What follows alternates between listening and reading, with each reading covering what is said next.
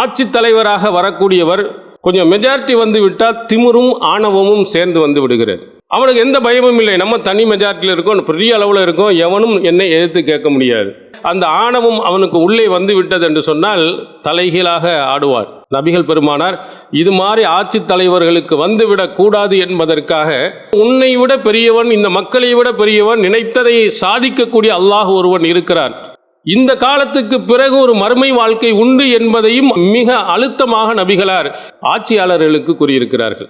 ஏதாவது ஒரு அடியானுக்கு அல்லாஹு தஆலா ஒரு பொறுப்பை கொடுத்து அவன் இறக்கின்ற அந்த நேரத்தில் அந்த பொறுப்பிலே ஏமாற்றியவனாக, மோசடி செய்தவனாக மரணித்து விட்டான் என்றால் அவனுக்கு சொர்க்கம் ஹராம் அப்படின்னு நபிகளார் அவர்கள் குறிப்பிடுகிறார். அல்லாஹ் ஹராம் ஆக்கிடுவான். ஒரு மூமினாக அல்லாஹுவை நம்பியவனாக இருக்கக்கூடியவனுடைய மிகப்பெரிய ஒரு ஆசை சொர்க்கம், அது நிரந்தரம், இதைவிட மிகப்பெரிய இன்பங்கள் நிறைந்தது, அது உனக்கு கிடையாது. மனதில் ஆழமா பதிய வச்சுக்க. அல்லாஹ் உனக்கு பொறுப்பை கொடுத்தானேயானால் அந்த பொறுப்புல ரொம்ப கவனமாகவும் அக்கறையுடன் நீ நடக்க வேண்டும் என்பதை இந்த செய்தியின் மூலம் ஆட்சியாளருக்கு எச்சரிக்கை செய்தார்கள்.